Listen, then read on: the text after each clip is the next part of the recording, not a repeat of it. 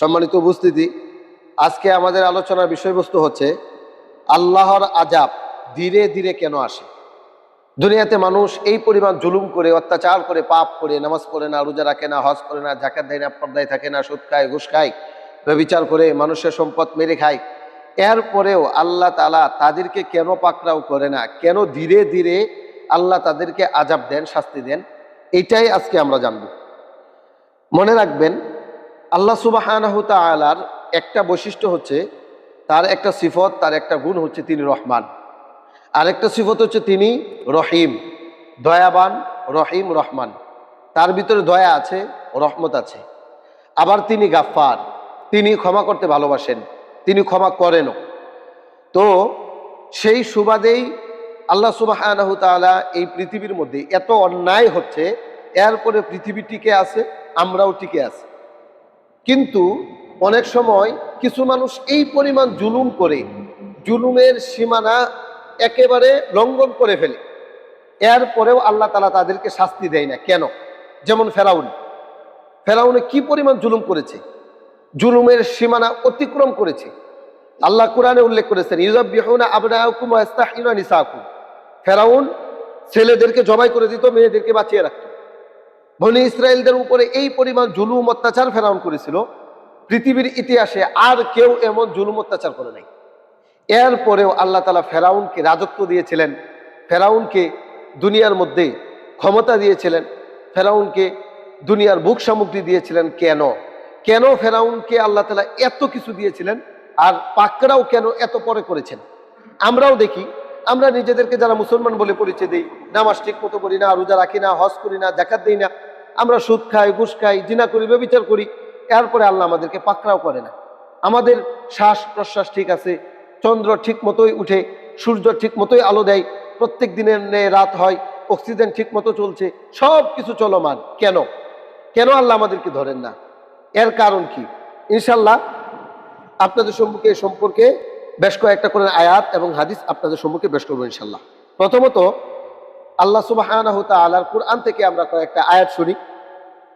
আল্লাহ সুবহানাহু ওয়া তাআলা সূরা ফাতির ৪৫ নম্বর আয়াতে বলেন, ওয়ালাউ ইউআখিযুল্লাহুন নাসা বিমা কাসাবু মা তারাকা আলা যহরিহা মিন দাব্বাতিন। মানুষ যা অর্জন করেছে, দুনিয়াতে যেই পরিমাণ পাপ করে, এই পাপের কারণে আল্লাহ যদি তাদেরকে সঙ্গে সঙ্গে পাকড়াও করতেন, মা তারাকা আলা যহরিহা মিন দাব্বাতিন, তবে পৃথিবীর বুকে একটা প্রাণীও বেঁচে থাকতো না। যদি আল্লাহ তাআলা সাথে সাথে পাকড়াও করতেন, পাপের কারণে যদি তিনি সাথে সাথে আমাদেরকে ধরতেন, তাহলে আল্লাহ বলছেন এই পৃথিবীর মধ্যে একটা প্রাণীও আমি বাঁচিয়ে রাখতাম না। মানুষ এই পরিমাণ আল্লাহর প্রতি অবিচার করে, আল্লাহর সাথে মানুষ এই পরিমাণ নাফরমানি করে, এই পরিমাণ অন্যায় অবিচার করে। সূরা ফাতির ৩৫ নম্বর আয়াত। এখন আল্লাহ সুবহানাহু ওয়া তাআলা আমাদেরকে দেরি করে পাকড়াও করেন। আমাদের হায়াতে দেখা গেল যে অনেক সময় এমন মানুষ আছে দুনিয়াতে, যে তার ৬০ বছর জিন্দেগি পেয়েছে, ৫০-৫৫ বছর পর্যন্ত শুধু খালি পাপই করে, কোনোদিন মসজিদে আসে না, কোনোদিন রোজা রাখে না, কোনোদিন হজ করে না, কোনোদিন আল্লাহকে সেজদা দেয় না। এরপরে ওই ব্যক্তিকে আল্লাহ তাআলা কখনো কোনোদিন পাকড়াও করেন না, শাস্তি দেন না দুনিয়াতে।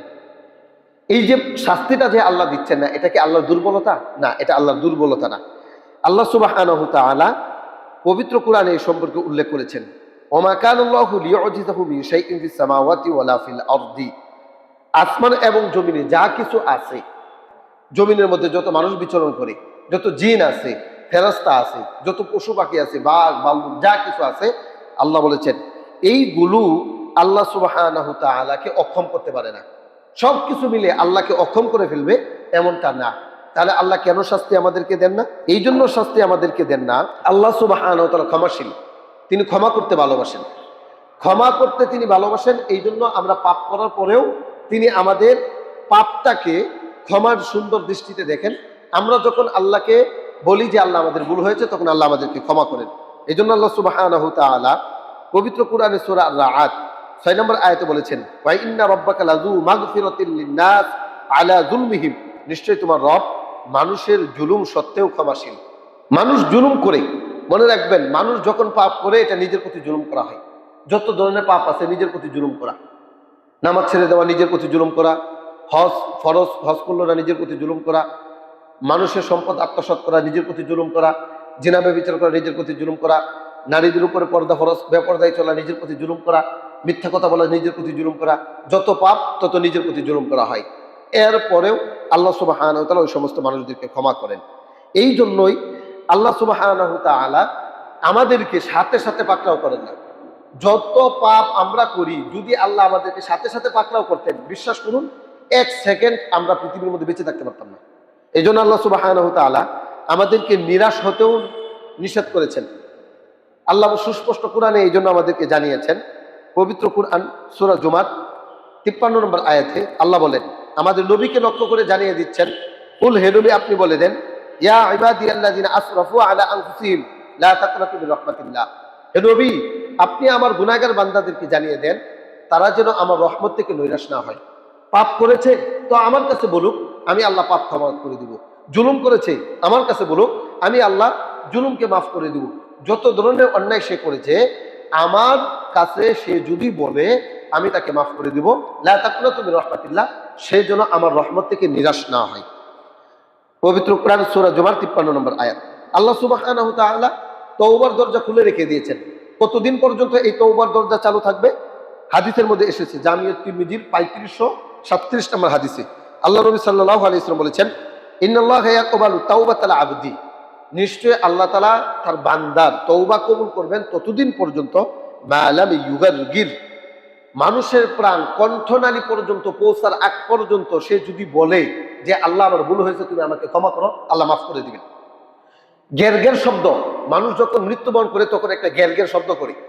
এই গ্যার শব্দের আগে যদি মানুষ বলতে পারে যে আল্লাহ তুমি আমাকে ক্ষমা করো, আল্লাহ মাফ করবেন, কিন্তু যখন প্রাণ কণ্ঠনালী পর্যন্ত চলে আসবে, ইউগারগির এই যে গ্যার শব্দ করতে থাকবে, তখন যদি বলে তাহলে আল্লাহ তাআলা তাকে মাফ করবেন।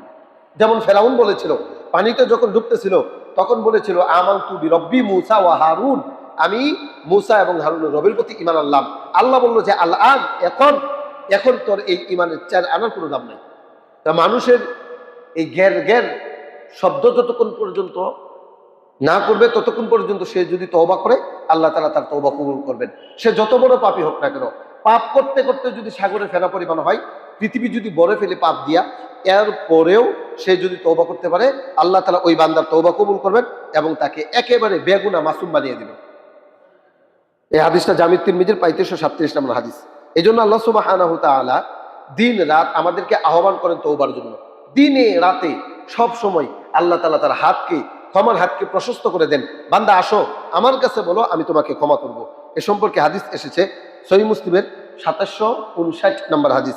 আল্লাহ নবী বলেছেন, ইন্নাল্লাহা ইয়াবসুতু ইয়াদাহু বিল-লাইলি লিয়াতুবা মুসিউন নাহার, নিশ্চয় আল্লাহ তাআলা রাতে তার হাত প্রসারিত করেন মানুষ দিনের বেলা যে সমস্ত গুনাহগুলো করে এই গুনাহগুলোর জন্য যেন আল্লাহর কাছে ক্ষমা চাই। যদি ক্ষমা চাই আল্লাহ তাআলা তাকে মাফ করবেন। তাহলে বান্দা ততক্ষণ পর্যন্ত আল্লাহর কাছে ক্ষমা চাইতে পারবে যতক্ষণ পর্যন্ত তার কণ্ঠনালী পর্যন্ত আত্মা না আসবে, গ্যার শব্দ না করবে, ততক্ষণ পর্যন্ত বান্দা যত পাপই করুক যদি তওবা করে আল্লাহ মাফ করবেন। আর আল্লাহ বলেছেন প্রত্যেক দিন রাত্রে আমি আমার হাতকে প্রসারিত করে দেই।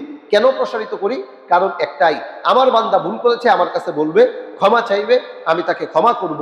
মুসিউন নাহার, দিনের যত পাপ আছে, রাত্রের যত পাপ আছে, সমস্ত পাপকে ক্ষমা করার জন্য আমি আমার ক্ষমার হাতটাকে প্রশস্ত করে দিই। এখন কথা হচ্ছে আমরা আল্লাহর কাছে তওবাই করি না, আমরা আল্লাহর কাছে ক্ষমাই চাই না, মাফি চাই না। এই জন্য মূল সমস্যা। মনে রাখবেন, রাসূল সাল্লাল্লাহু আলাইহি ওয়াসাল্লাম আমাদেরকে একটা গুরুত্বপূর্ণ একটা হাদিস শুনিয়েছেন, যে হাদিসগুলো আমাদেরকে ভাবতে শেখায়, আমাদেরকে চিন্তার মধ্যে ফেলে দেয়। কেমন? আমরা দেখি যে দুনিয়াতে অনেক মানুষ পাপ করে, পাপ করার পরেও দুনিয়াতে তার ব্যবসা চলমান, পাপ করতেছে এই পরিমাণ পাপ, এরপরেও আল্লাহ তাআলা তার রিজিকের প্রশস্ততা বাড়িয়ে দিচ্ছেন, ক্ষমতা বাড়িয়ে দিচ্ছেন, ইলেকশন করতেছে, নির্বাচনে পাশ করতেছে, ব্যবসা করতেছে, ব্যবসা লাভবান হচ্ছে, কিন্তু সে পাপী, বহু ধরনের পাপ করে। এ সম্পর্কে একটা হাদিস শুনেন, এই ব্যক্তি সম্পর্কে রাসূল সাল্লাল্লাহু আলাইহি ওয়াসাল্লাম কি বলেছেন। রাসূল সাল্লাল্লাহু আলাইহি ওয়াসাল্লাম বলছেন, ইযা রাআইতাল্লাহা ইউতিল আবদা মিনাদ দুনিয়া আলা মাআসিহি, যদি দেখো কোনো ব্যক্তি পাপী, নামাজ পড়ে না, রোজা রাখে না, হজ করে না, যাকাত দেয় না, সুদ খায়, ঘুষ খায়, জিনা ব্যভিচার করে, অন্যের সম্পদ আত্মসাৎ করে, গীবত করে, নিন্দা করে, রাজনীতির কারণে জেলখানায় বন্দী করে রাখে, অনেক ধরনের পাপে লিপ্ত, কিন্তু আল্লাহ তাআলা তাকে দুনিয়া দিচ্ছেন, দুনিয়ার মধ্যে তার প্রশস্ততা বেশি, দুনিয়ার মধ্যে সফলতা বেশি, রাসূল সাল্লাল্লাহু আলাইহি ওয়াসাল্লাম বলছেন ফা ইন্নামা যালিকাল ইস্তিদরাজ, এটা হচ্ছে বান্দাকে আল্লাহ তাআলা ধীরে ধীরে পাকড়াও করবেন। এটাকে বলা হয় ইস্তিদরাজ। অর্থাৎ এই যে সুযোগ আল্লাহ তাআলা আপনাকে দিচ্ছেন, এটাকে ইস্তিদরাজ বলা হয়। অর্থাৎ আল্লাহ তাআলা ধীরে ধীরে পাকড়াও করেন। আল্লাহ ধরে না, ধরলে আর ছাড়ে না। এই জন্যই এটাকে ইস্তেদরাজ বলা হয়। তাহলে আমরা দুনিয়াতে দেখি মানুষ দিনকে দিন পাপ করে, রাতকে রাত পাপ করে জীবন কাটিয়ে দিচ্ছে পাপের মধ্যে। এরপরেও ব্যবসা করতেছে, ব্যবসার মধ্যে সফল, ছেলে মেয়ে মানুষ করে ফেলতেছে, শুধু চতুর্দিকে তার সফলতা।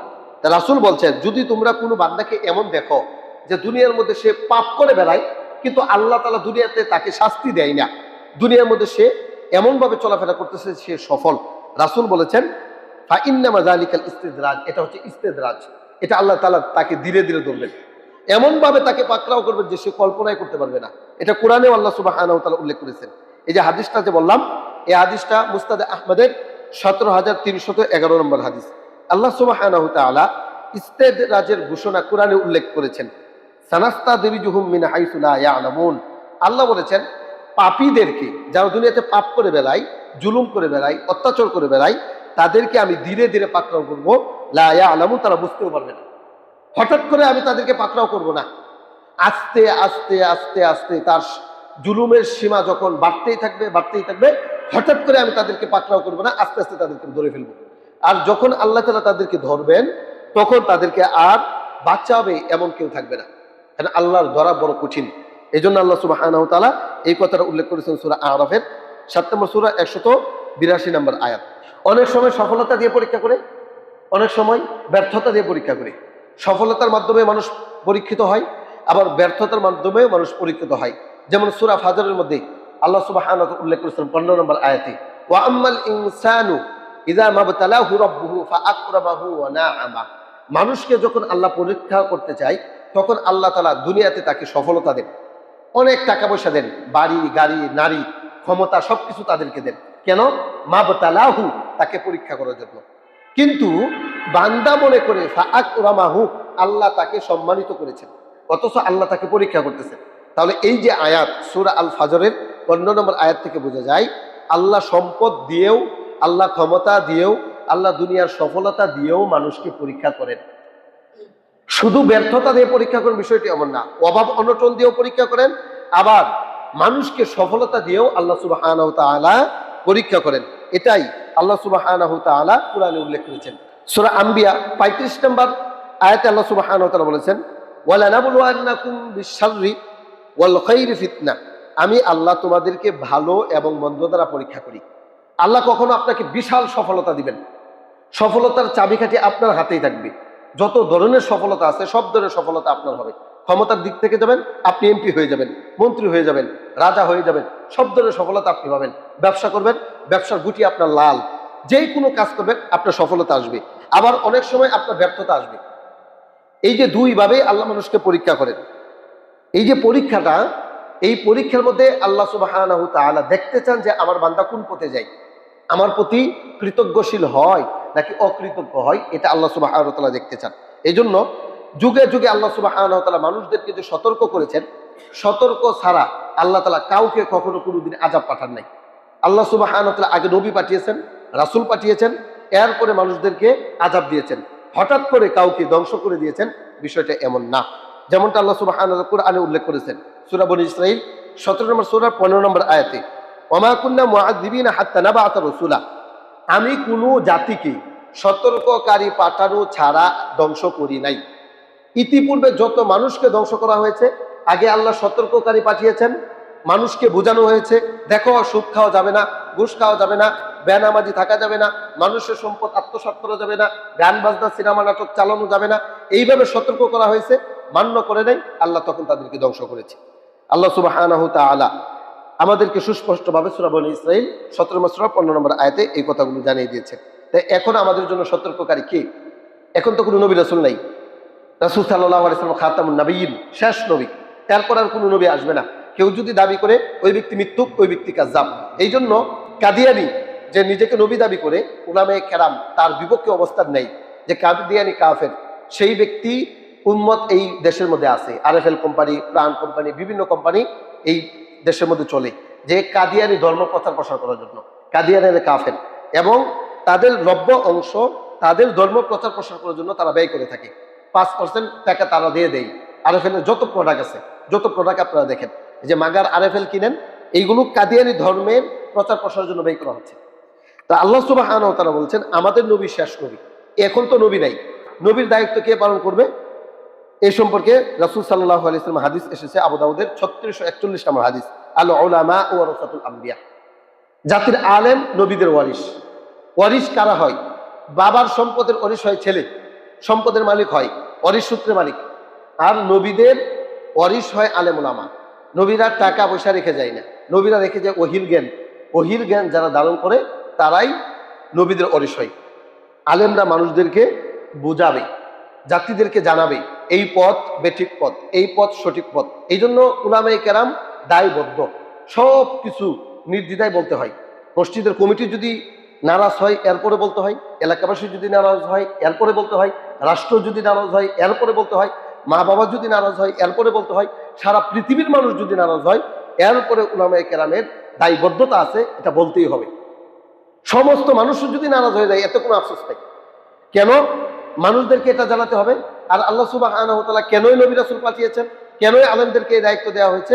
কিয়ামতের ময়দানে যেন আমি আপনি আল্লাহর বিপক্ষে অবস্থান করতে না পারি, যেন এই কথা বলতে না পারি, আল্লাহ আমাদের কাছে কোনো সতর্ককারী আসে নাই, আমাদেরকে কেউ বুঝাই নাই যে এই পথে চলা যাবে না, ওই পথ ভালো পথ না, এটা যেন কেউ বলতে না পারে। এই জন্য আল্লাহ সুবহানাহু ওয়া তাআলা এই পথটা অবলম্বন করেছেন। এটাও আল্লাহ কোরআনে উল্লেখ করেছেন, সূরা নিসা 4 নম্বর সূরার 165 নম্বর আয়াতে, লি আল্লাহ ইয়াকুনা লিন্নাসি আলাল্লাহি হুজ্জাহ, যাতে মানুষের কোনো অভিযোগ না থাকে আল্লাহর বিরুদ্ধে। এখানে কোনো ইমানদারের কথা বলেন নাই, আল্লাহ বলেছেন মানুষের কথা। কারণ ইমানদারদের ছাড়াও পৃথিবীর মধ্যে মানুষ আছে, যেমন হিন্দু ইমানদার না, বৌদ্ধ ইমানদার না, খ্রিস্টান ইমানদার না, ইহুদিরা ইমানদার না। ইসলাম ছাড়া যত ধর্ম মানুষ পালন করে এরা ইমানদার না। এই জন্য আল্লাহ সুবহানাহু ওয়া তাআলা এখানে ইমানদারদেরকে লক্ষ্য না কইরা আমভাবে যত মানুষ আছে তাদেরকে বলেছেন। কি বলেছেন? লি আল্লাহ ইয়াকুনা লিন্নাসি আলাল্লাহি হুজ্জাহ, মানুষ যেন এই কথা বলতে না পারে যে আল্লাহ তুমি কেন নবী পাঠাইলে না, কেন রাসূল পাঠাইলে না, কেন সতর্ককারী পাঠাইলে না। শয়তান আমাদের পিছনে লাগা ছিল, আমরা বুঝতে পারি নাই যে এটা জান্নাতের পথ, বুঝতে পারি না এটা জাহান্নামের পথ, আমরা মূর্খ ছিলাম, আমরা অশিক্ষিত ছিলাম। এটা যেন মানুষ বলতে না পারে, এই জন্য আল্লাহ তাআলা নবী পাঠিয়েছেন, রাসূল পাঠিয়েছেন, পাঠিয়ে তাদেরকে সতর্ক করেছেন। এখন নবী রাসূলের পথ বন্ধ, আলেমদেরকে আল্লাহ রাসূল সাল্লাল্লাহু আলাইহি ওয়াসাল্লাম দায়িত্ব দিয়ে গেছেন, হে আমার আলেম সমাজ, যারা ওহির জ্ঞান তোমরা বুকে ধারণ করবা, যাদের জ্ঞান আছে ওহির, তোমাদের দায়িত্ব হচ্ছে পুঙ্খানুপুঙ্খানুভাবে মানুষের কাছে কুরআন এবং হাদিসের কথা খুলে খুলে বয়ান করা। এতে কে সন্তুষ্ট কে অসন্তুষ্ট এই দিকে তুমি লক্ষ্য করে না, লক্ষ্য করতে হবে আল্লাহ কি নাজিল করেছেন, রাসূল কি দিয়ে গেছেন, সেটার প্রতি লক্ষ্য করে মানুষের কাছে এগুলো পৌঁছে দিতে হবে। এটা উলামায়ে কেরামের নৈতিক একটা দায়িত্ব। এই জন্য আল্লাহ সুবহানাহু ওয়া তাআলা মানুষদেরকে পাকড়াও করেছেন। কখন? যখন ওই যে সতর্ককারী এসেছে, আসার পরে মান্য করে নাই, বলে গেছে যে এটা জান্নাতের পথ, চলে নাই জান্নাতের পথে, বলে গেছে এটা জাহান্নামের পথ, এই পথেই চলেছে, তখন আল্লাহ সুবহানাহু ওয়া তাআলা তাদেরকে পাকড়াও করেছেন। পূর্ববর্তীদের কিছু পাকড়াওর কথা আল্লাহ সুবহানাহু ওয়া তাআলা কোরআনে উল্লেখ করেছেন, সূরা আনআম 6 নম্বর সূরার 44 নম্বর আয়াতে আল্লাহ বলেছেন, ফালাম্মা নাসু মা যুকিরু বিহি, যখন তাদেরকে উপদেশ দেওয়া হয়েছিল, এই উপদেশ যখন তারা ভুলে যায়, নাসু যুকিরু বিহি, নাসু মানে ভুলে যাওয়া, যুকিরু বিহি মানে উপদেশ, যে উপদেশ তাদেরকে দেওয়া হয়েছিল ওই উপদেশ যখন তারা ভুলে যায়, ফাতাহনা আলাইহিম আবওয়াবা কুল্লি শাই, তখন আমি তাদের জন্য সব দরজা খুলে দিয়েছি। ভালো করে বুঝেন, আল্লাহ বলেছেন ফালাম্মা নাসু মা যুকিরু বিহি ফাতাহনা আলাইহিম আবওয়াবা কুল্লি শাই, যখন আমি তাদেরকে উপদেশ বাণী দিয়ে পাঠিয়েছি আর উপদেশ বাণীটা তারা প্রত্যাখ্যান করেছে, এটা ভুলে গেছে, তখন আমি কি করেছি, ফাতাহনা আলাইহিম আবওয়াবা কুল্লি শাই, সব কিছুর দরজা আমি খুলে দিয়েছি। এখন সে ব্যবসা করলে ব্যবসাতে সফল, সে যদি রাজনীতি করে রাজনীতিও সফল, সে যদি কোনো কাজ করতে চায় এই কাজের মধ্যে সফল। আল্লাহ তাআলা সব কিছু তার জন্য সহজ করে দিয়েছেন। কখন? যখন আল্লাহর অবাধ্যতা শুরু করে দিয়েছে। ইদা ফারিহু, এবং তারা খুশি হয়ে গেছে, কারণ ক্ষমতা পেয়ে গেছে, টাকা পয়সা পেয়ে গেছে, অর্থ সম্পদ পেয়ে গেছে, এমন এক বংশে জন্মগ্রহণ করেছে যে বংশের পাওয়ার অনেক বেশি। ফারিহু, তারা খুশি হয়ে গেছে, বিমা উতু, আমি তাদেরকে যা দিয়েছি সেটা পাওয়ার পরে। আল্লাহ বলেছেন আখাযনাহুম বাগতাতান, এরপরে আমি তাদেরকে পাকড়াও করছি। সবকিছু পাওয়ার পরে, ক্ষমতা, নারী, গাড়ি, বাড়ি, সবকিছু পাওয়ার পরে যখন সবকিছু ভুলে গেছে, তখন আখাযনা বাগতাতান, আমি তাদেরকে পাকড়াও করছি। ফাইযা হুম মুবলিসুন, তখন তারা হতাশাগ্রস্ত হয়ে গিয়েছিল। হায় হায়, হইলটা কি? সব কিছু ছিল তাদের হাতে। দেখেন না, ফেসিবাদ সরকার 17 বছর ক্ষমতায় ছিল, তাদের অবস্থাটা কেমন ছিল? চেয়ারম্যান, মেম্বার যা আছে সব তাদের ছিল। শুধু তাই না, বর্তমানে যারা বিএনপি করে, এই বিএনপির মধ্য থেকে অধিকাংশ বিএনপি আওয়ামী লীগ হয়ে গেছে। আমি কি ভুল বললাম না ঠিক বললাম? তারা চিন্তা করলো বিএনপিও এখন আমাদের, আওয়ামী লীগ তো আছে, বিএনপিও আমাদের, আমাদেরকে পাকড়াও করে কেনা, ধরবে কে? আল্লাহ বলেছেন ইদা ফারিহু, যখন তারা খুশি হয়ে গেল, আখাযনাহুম বাগতাতান, পাকড়াও করে নিয়েছে, ধরে লাইছে। ইদা হুম মুবলিসুন, তখন তারা হতাশাগ্রস্ত হয়েছে। হায় হায়, ওই 41 বছর আর কই 24-এ পলানো লাগে। আল্লাহ সুবহানাহু ওয়া তাআলা যে কুরআন কিয়ামত পর্যন্ত মানুষের জন্য নাজিল করেছেন, এটা এমনিতেই না, এমনিতেই আল্লাহ নাজিল করেন নাই। এই শ্রেণীর মানুষ আসবে কিয়ামত পর্যন্ত।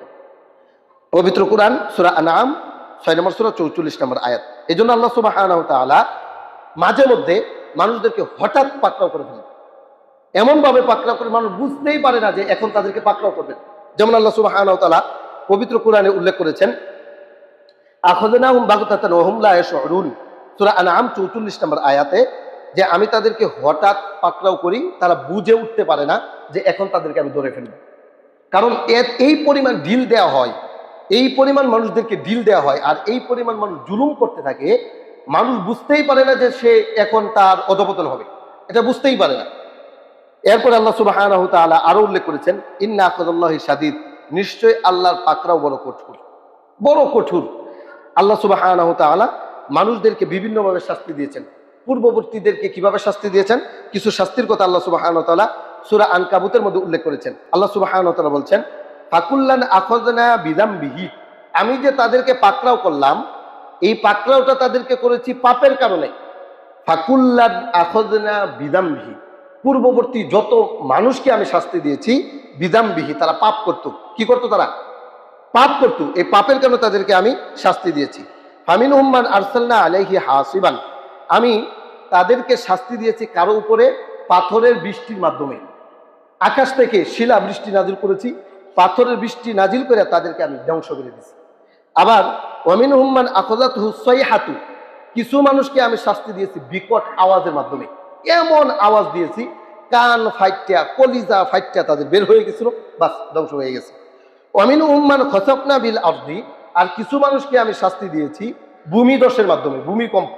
এই পরিমাণ ভূমিকম্প আল্লাহ সুবহানাহু ওয়া তাআলা দিয়েছেন, ভূমিকম্পের মাধ্যমে আল্লাহ তাআলা তাদেরকে ধ্বংস করে দিয়েছেন। তারা হচ্ছে লূত আলাইহিস সালামের জাতি।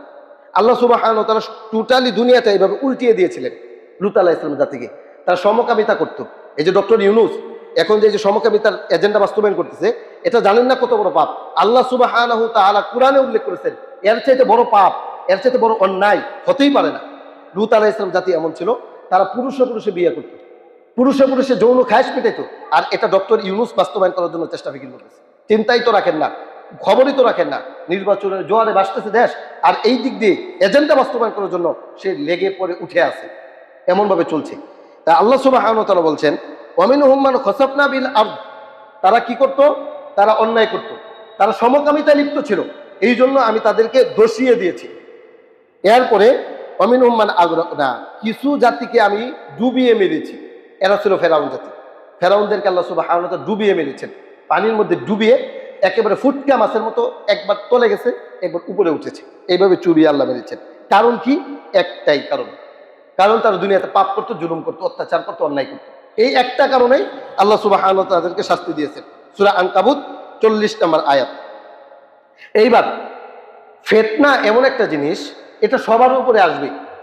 হাজী সাহেব, গাজী সাহেব, আলেম সাহেব, মুফতি সাহেব, মসজিদের ইমাম, খতিব, মুসল্লি, সাধারণ মানুষ নামাজ যারা পড়ে তারা, যারা নামাজ পড়ে না তারাও, যারা মুসলমান তাদের উপরে, যারা মুসলমান না তাদের উপরে, সকল উপরে ফিতনা আসবে। আম একটা হাদিস আপনাদেরকে শোনাই, কুরআনের একটা আয়াত আগে শুনেন, পরে ওই হাদিসটা শুনেন। আল্লাহ সুবহানাহু ওয়া তাআলা বলছেন ওয়াত্তাকু ফিতনাতাল লা তুসিবান্নাল্লাযীনা যালামু মিনকুম খাসসা, এমন ফিতনা থেকে তোমরা বেঁচে থাকো যেই ফিতনাটা শুধু তোমাদের মধ্যেকার যারা জালিম তাদের মধ্যে আসবে, বিষয়টা এমন না মুমিনদের উপরে আসবে, যারা ছোট মানুষ তাদের উপরে আসবে, যারা অমুসলিম তাদের উপরে আসবে, সকলের উপরে এই ফিতনাটা আসবে। ওয়া আলামু, জেনে রেখো, আন্নাল্লাহ শাদীদুল ইকাব, নিশ্চয়ই আল্লাহ শাস্তি দানে বড় কঠোর। বলেন তো দেখি বর্তমান সময়ে এই ফিতনাটা কি? এই ফিতনাটা হচ্ছে সুদ। ইচ্ছায় অনিচ্ছায় আমার আপনার গাড়ি সুদ চাপিয়ে দেওয়া হয়েছে। এই যে গণতান্ত্রিক যে সিস্টেম, সারা পৃথিবী সুদের মধ্যে এখন ভাসমান। সারা পৃথিবী সুদ আমাদের মধ্যে এমন ভাবে ছড়িয়ে দিয়েছে, আপনি হাজারে একটা ব্যবসায়ী পান কিনা যারা সুদের সাথে সম্পৃক্ত না, হাজারে হাজারে একটা ব্যবসায়ী পান কিনা আমার সন্দেহ। হতে পারে, পেতে পারেন যে সুদ নেয় না, ব্যাংকের থেকে লোন নেয় না, এটা খুব কম পাবেন। এমন ভাবে সুদ আমাদের পিছনে লাগিয়ে দিয়েছে, ইচ্ছায় অনিচ্ছায় আমাদের মধ্যে সুদ এভাবে লাগিয়ে দিয়েছে। সম্মানিত উপস্থিতি, এই জন্য আল্লাহ সুবহানাহু ওয়া তাআলা এই সমস্ত ফিতনা থেকে আমাদেরকে বেঁচে থাকতে বলেছেন। আল্লাহর পাকড়াও থেকে আমরা কেউই নিরাপদ না। যে কোনো সময় আল্লাহর পাকড়াও আমাদের মধ্যে আসতে পারে। আল্লাহ সুবহানাহু ওয়া তাআলা এটা কোরআনে উল্লেখ করেছেন, সূরা আরাফ ৭ নম্বর সূরা ৯৯ নম্বর আয়াতে আল্লাহ বলেছেন, আফা আমিনু মাকরাল্লাহ, তারা কি আল্লাহর পাকড়াও থেকে নিরাপদ হয়ে গেছে? আরে তারা যে নামাজে আসে না, তারা যে মসজিদে আসে না, তারা যে রোজা রাখে না, তারা যে সুদ খায়, তারা যে ঘুষ খায়, তারা যে মানুষের সম্পদ আত্মসাৎ করে, আফা আমিনু মাকরাল্লাহ, তারা কি আল্লাহর পাকড়াও থেকে নিরাপদ হয়ে গেছে? তারা কি নিরাপদ? তারা কি এই বিষয়টা জেনে গেছে যে আল্লাহ তাদেরকে ধরবে না? তারা কি এই বিষয়টা জেনে গেছে যে এজেন্ডা বাস্তবায়ন করার জন্য, ট্রান্সজেন্ডার মতবাদ বাস্তবায়ন করলে তা আল্লাহ তাদেরকে ধরবে না? এটা কি তারা নিরাপদ হয়ে গেছে? আল্লাহ সুবহানাহু ওয়া তাআলা বলছেন, ফালা ইয়ামানু মাকরাল্লাহি ইল্লাল কওমুল খাসিরুন, ক্ষতিগ্রস্ত ব্যক্তি ছাড়া, জালিম সম্প্রদায় ছাড়া আল্লাহর আযাব থেকে কেউ নিরাপদ হতে পারে না।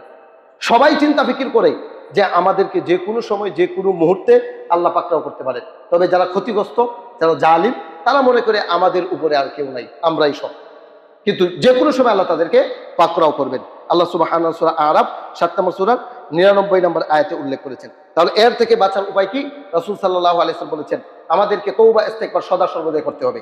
এই জন্য আল্লাহ নবী দৈনিক একবার না, দুইবার না, ১০০ বারও বেশি তওবা করতেন। যেমন হাদিসে এসেছে, সহিহ মুসলিমের ২৭০২ নম্বর হাদিস, আল্লাহ নবী সাল্লাল্লাহু আলাইহি ওয়াসাল্লাম বলেছেন, ইয়া আইয়ুহান নাস, হে মানুষ সকল। না, ঈমানদারের কথা বলেন নাই। আপনি যে মুসলমান, কালিমা পড়েছেন, আপনার কথা রাসূল এইখানে এক্সট্রা ভাবে বলেন নাই। আপনিও আছেন, যারা অমুসলিম তারাও আছে, তাদের কথা রাসূল বলছেন, ইয়া আইয়ুহান নাস, হে মানুষ সকল, তুবু ইলাল্লাহ, তোমরা আল্লাহর কাছে তওবা করো। ফা ইন্নী আতুবু ইলাইহি, আমি আল্লাহর কাছে তওবা করি, ফিল ইয়াউমি মিআতা মাররাতিন, দৈনিক ১০০ বার। আমি রাসূল আল্লাহর কাছে দৈনিক ১০০ বার তওবা করি।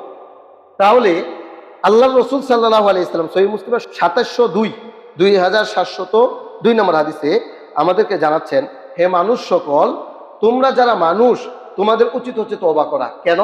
আমি রাসূল দৈনিক আল্লাহর কাছে ১০০ বার তওবা করি, পাপ থেকে বাঁচার জন্য, আল্লাহর গজব থেকে বাঁচার জন্য।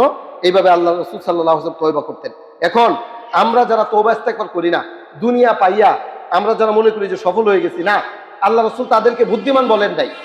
আপনি নিজেকে বুদ্ধিমান বলতে পারেন যে আপনি এলাকার চেয়ারম্যান, আপনি এলাকার মেম্বার, অথবা আপনি ক্ষমতাশীল, অথবা আপনি অনেক বড় ব্যবসায়ী, অথবা আপনার বাজারে জায়গা জমি আছে, অথবা আপনার বংশ অনেক বড়, এই জন্য আপনি নিজেকে পাওয়ারফুল মনে করতে পারেন।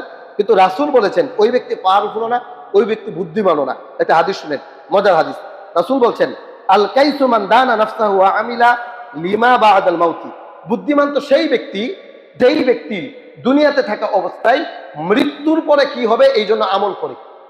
আবার বলে হাদিসটা, রাসূল বলেছেন, আল কাইসু মান দানা নাফসাহু ওয়া আমিলা লিমা বা'দাল মাউতি, বুদ্ধিমান ওই ব্যক্তি যেই ব্যক্তি দুনিয়াতে থাকার পরে মৃত্যুর পরে কি হবে এই নিয়ে চিন্তা ফিকির করে, যে আমাকে আল্লাহর সামনে দাঁড়াতে হবে, জবাব দিতে হবে, আমি যে এত কিছু করতেছি আল্লাহর সামনে তো আমাকে দাঁড়াতে হবে, কত মানুষ আসলো, কত মানুষ গেল, আমাকেও তো চলে যেতে হবে, যে কোনো সময় ডাক আসতে পারে। এরকম যারা চিন্তা ফিকির করে, রাসূল বলেছেন ওই ব্যক্তি হলো বুদ্ধিমান। ওয়াল আজিজু মান আতবা নাফসাহু হাওয়াহা ওয়া তামান্না আলাল্লাহ, আর নির্বুদ্ধ হলো ওই ব্যক্তি যেই ব্যক্তি অক্ষম, যেই ব্যক্তি আমল করে না কিন্তু আশা রাখে জান্নাতে যাবে। আমল করে না, নামাজ পড়ে না, মসজিদে আসে না, কিন্তু আশা রাখে জান্নাতে সে যাবে, জান্নাত তার বাবার বাড়ি, যে যাবে, মরবে আর সে জান্নাতে চলে যাবে, এমন আশা রাখে। রাসূল বলেছেন নির্বুদ্ধ ওই ব্যক্তি। এই হাদিসটা রয়েছে জামি তিরমিজির ২৪৫৯ নাম্বার হাদিস। এই জন্য রাসূল সাল্লাল্লাহু আলাইহি ওয়াসাল্লাম আমাদেরকে জানাচ্ছেন, দেখো আমার উম্মত, আল্লাহ সুবহানাহু ওয়া তাআলা মানুষকে যে পাকড়াও করেন, অন্যায় না করলে, আল্লাহ রাসূল সাল্লাল্লাহু আলাইহি ওয়াসাল্লাম বলেছেন, বান্দা যদি, উম্মত যদি অন্যায় না করে, আল্লাহ তাআলা তাদেরকে শাস্তি দিবেন না। তখনই শাস্তি দেবেন যখন সে জুলুম করবে। রাসূল বলেছেন আল্লাহ জালিমকে অবকাশ দেন। উদাহরণটা কেমন? মানুষ যখন ঘুড়ি উড়ায়, ঘুড়ি যখন উড়ে উঠতেই থাকে, সে মনে করে যে আমিই সব, কিন্তু নাটাই থাকে একজনের হাতে, একটা সময় সে টান দেয়। রাসূল বলছেন ইন্নাল্লাহা লা ইউমলি লিয-যালিমি, আল্লাহ জালিমকে এরকম অবকাশ দেয়। ফাইযা আখাযাহু লাম ইফলিতহু, ধরে না, ফাইযা আখাযাহু, যখন ধরে ফেলে, লাম ইফলিতহু, তখন আর ছাড় পায় না। তাহলে এটা মনে রাখবেন, আমি অনেকগুলো হাদিস বলেছি আজকে, অনেকগুলো কোরআন আয়াত বলেছি। এই জন্য বলেছি কারণ হচ্ছে এখানে আমি যতটুকু জানলাম আপনাদেরকে জানানোর চেষ্টা ফিকির করলাম। আল্লাহ সুবহানাহু ওয়া তাআলা যে মানুষকে ধরেন, কখন ধরেন? যখন মানুষ পাপ করতে করতে করতে করতে পাপের সীমানা শেষ করে দেয়, সীমানা লঙ্ঘন করে ফেলে, তখনই আল্লাহ সুবহানাহু ওয়া তাআলা মানুষকে ধরেন, পাকড়াও করেন। এছাড়া আল্লাহ সুবহানাহু ওয়া তাআলা কাউকে পাকড়াও করেন না। তাই মানুষের পাপের কারণে মানুষকে আযাব দিবে। মনে রাখবেন দুই ধরনের পাপ আছে। এক ধরনের পাপ যেটা পরকালীন শাস্তি দেওয়া হবে, আল্লাহ সুবহানাহু ওয়া তাআলা শাস্তি দিবেন। আরেক ধরনের পাপ আছে যেটা দুনিয়াতে আল্লাহ শাস্তি দিবেন। আল্লাহ রাসূল সাল্লাল্লাহু আলাইহি ওয়াসাল্লামকে আল্লাহ সুবহানাহু ওয়া তাআলা এই পৃথিবীতে পাঠিয়েছেন। তিনি যে দয়ার নবী, তিনি যে রহমতের সাগর, এতে কারো কোনো সন্দেহ আছে? তিনি দয়াশীল, তিনি মানুষদেরকে হেদায়েত দেওয়ার জন্য এসেছেন। আল্লাহ নবী তিনি মানুষদেরকে হেদায়েত দেওয়ার জন্য এসেছেন, তিনি তাওহীদের প্রচার প্রসার করার জন্য এসেছেন, এটা আমরা জানি। কিন্তু আমি এখন আপনাদেরকে বড় এক আশ্চর্য হাদিস শোনাবো, যে হাদিস হয়তো আপনারা শুনেছেন কোনো ওয়াজ মাহফিলে, শুনেছেন কিনা জানি না, হয়তো শুনতেও পারেন। যদি শুনে না থাকেন তাহলে আজকে শুনে যান হাদিসটা। রাসূল সাল্লাল্লাহু আলাইহি ওয়াসাল্লামের এই পৃথিবীতে আগমন করার বেশ কয়েকটা কারণ ছিল। আল্লাহ যে পৃথিবীর মধ্যে পাঠিয়েছেন এর মধ্যে অন্যতম একটা কারণ ছিল লা ইলাহা ইল্লাল্লাহ দাওয়াত দেওয়া, তাওহীদের দাওয়াত দেওয়া, এটা একটা কারণ ছিল। এই হাদিসের মধ্যে মুসনাদে আহমদের 22,991 নম্বর হাদিস। আবার হাদিসের নাম্বারটাও বলে দিই, মুসনাদে আহমদ কিতাবের নাম 22,291 নম্বর হাদিস। এরপরে বাইহাকি শুআবুল ঈমানের মধ্যেও হাদিসটা এসেছে। আল্লাহ রাসূল বলছেন ইন্নাল্লাহা বাআসানি রাহমাতান ওয়া হুদান, নিশ্চয় আল্লাহ আমাকে পাঠিয়েছেন এই পৃথিবীর মানুষের জন্য, পশু পাখি গাছগাছালি যা কিছু আছে সকলের জন্য রহমত স্বরূপ। রাসূল বলছেন ইন্নাল্লাহা বাআসানি রাহমাতান, সুজা কথা, একটা রহমত শব্দটা এসেছে। আল্লাহ তাআলা আমাকে পাঠিয়েছেন এই পৃথিবীর মানুষের জন্য রহমত স্বরূপ ও হুদান, এবং হেদায়েত স্বরূপ। রাসূলের পথ যারা অনুসরণ করবে তারা হেদায়েত প্রাপ্ত, যারা রাসূলের দেখানো পথে চলবে, যারা রাসূলের দেখানো পথ অনুসরণ করবে তারা সুজা জান্নাতে যাবে। সুবহানাল্লাহ বলেন। এই জন্য ইহদিনাস সিরাতাল মুস্তাকিম, রাসূলের পথটাই হচ্ছে সোজা সরল পথ। এই জন্য আল্লাহ রাসূল সাল্লাল্লাহু আলাইহি ওয়াসাল্লাম হুদান, তিনি মানুষদেরকে সুপথ দেখিয়েছেন, হেদায়েতের পথ দেখিয়েছেন। তিনি রহমত, তিনি দয়াশীল, তিনি আমাদের জন্য রহমত স্বরূপ, এবং তিনি হেদায়েত দেওয়ার জন্য, মানুষদেরকে সঠিক পথে পরিচালনা করার জন্য এই পৃথিবীর মধ্যে এসেছেন। পাশাপাশি এতটুক শুধু শুনেন, এই যে বাহিরে আরো যে হাদিস রয়ে গেছে, এই অংশটা হয়তো শুনেছেন কিনা আমি জানি না, তবে বলে দিয়ে শুনেন। রাসূল বলেছেন ওয়া বাআসানি মাহকান লিল মাআজিফি ওয়াল মাজামিরি ওয়াল আওসানি ওয়াস সুলবি, আল্লাহ আমাকে পাঠিয়েছেন বাদ্যযন্ত্র, ডুল, মিউজিক, তবলা, বাঁশি, আওসান মানে মূর্তি, অসুলবি মানে ক্রুশ, এইগুলোকে ধ্বংস করার জন্য।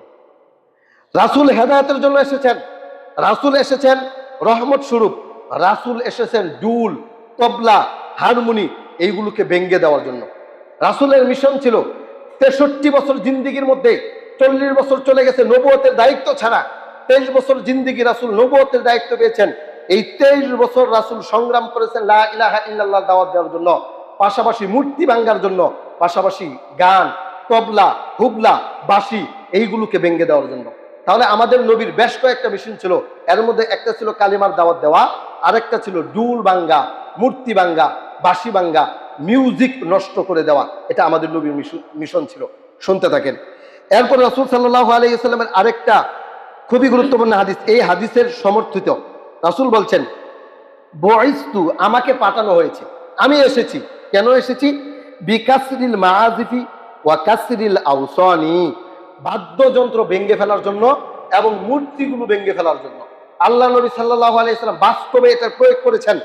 যখন মক্কা বিজয় হলো, আল্লাহ নবীর হাতে একটা লাঠি ছিল, মক্কা খানায় কাবাগরের মধ্যে 360 মূর্তি ঢুকিয়ে দেওয়া হয়েছিল। ওই 360 মূর্তি আল্লাহ নবী হাতে লাঠি নিয়ে ভেঙেছিলেন। সেখানে ইব্রাহিম আলাইহিস সালামের মূর্তি ছিল, ইসমাইল আলাইহিস সালামের মূর্তি ছিল, অনেক বড় বড় নবীদের মূর্তি ছিল, আল্লাহ নবী প্রত্যেকটা মূর্তির গায়ের মধ্যে লাঠি দিয়ে খানায় কাবার থেকে বের করে দিয়েছেন, পিটিয়ে পিটিয়ে সেই মূর্তিগুলোকে ভেঙে ফেলেছেন। এটা আল্লাহ নবীর মিশন ছিল। পাশাপাশি রাসূল বলেছেন ওয়া কাসরিল মাআজিফ, বাদ্যযন্ত্র, ডুবলা, একতারা, দুই তারা, তিন তারা, যত কিছু আছে এইগুলোকে বলা হয় মাআজিফ। এইগুলোকে ভাঙার জন্য রাসূল এসেছেন। তাহলে আমাদের নবীর একটা মিশন ছিল লা ইলাহা ইল্লাল্লাহ দাওয়াত দেওয়া, আরেকটা মিশন ছিল গান বাজনা এই পৃথিবীর মধ্যে থাকবে না বন্ধ করা। আরো জোরে থাকা না বন্ধ করা। শুনতে দেখেন আরো কিছু কোরআন আয়াত শুনেন। আল্লাহ সুবহানাহু ওয়া তাআলা পবিত্র কোরআন সূরা লুকমান 31 নম্বর সূরা 6 নম্বর আয়াতে বলেন ওয়া মিনান নাসি মাই ইয়াশতারি লাহুয়াল হাদিস লিয়ুদিল্লা আন সাবিলিল্লাহি, মানুষদের মধ্য থেকে কিছু মানুষ এমন আছে যারা অহেতুক গল্প গুজব ক্রয় করে আনে। অহেতুক গল্প গুজব, অশালীন কথা কর্ম ক্রয় করে আনে। কেন? লিয়ুদিল্লা আন সাবিলিল্লাহি, আল্লাহর পথ থেকে মানুষকে দূরে নেওয়ার জন্য। সূরা লুকমান 31 নম্বর সূরা 6 নম্বর আয়াত। এই আয়াতের তাফসিরে সাহাবী ইবনে মাসউদ রাদিয়াল্লাহু তাআলা আনহু তিনি বলছেন আল্লাহি, আল্লাহর কসম, আল্লাযী লা ইলাহা ইল্লা হুয়া, যিনি ছাড়া আর কোনো ইলাহ নাই। এইখানে লাহুয়াল হাদিস বলতে ওয়াহুয়াল গিনা, গান বাজনার কথা বলা হয়েছে। কার কথা বলা হয়েছে?